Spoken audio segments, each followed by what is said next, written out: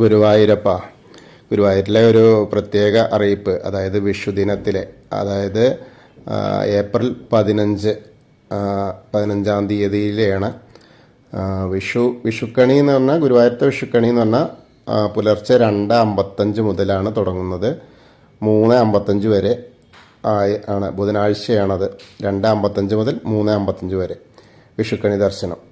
പിന്നെ തുടർന്നാണ് നിർമാല്യവും അതേപോലെ അഭിഷേകമൊക്കെ ഉള്ള പതിവ് പൂജകളൊക്കെ, അതുപോലെ ആ ദർശനം.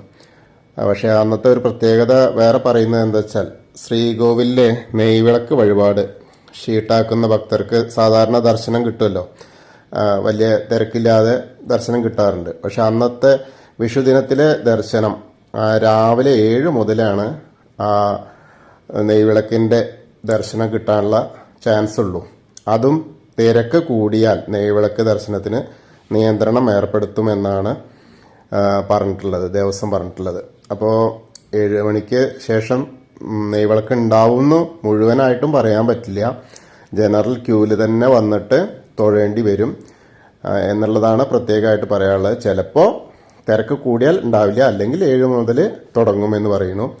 അതുപോലെ തന്നെ വിഷുദിനത്തിൽ പ്രസാദ ഊട്ടിന് പതിവ് വിഭവങ്ങളൊക്കെ ഉണ്ടാകും.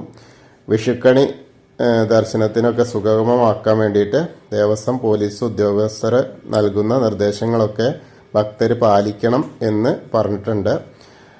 വിഷുക്കണി ദർശന ക്രമീകരണങ്ങളൊക്കെ എല്ലാ ഭക്തരും പാലിക്കണമെന്നാണ് പറഞ്ഞിട്ടുള്ളത്.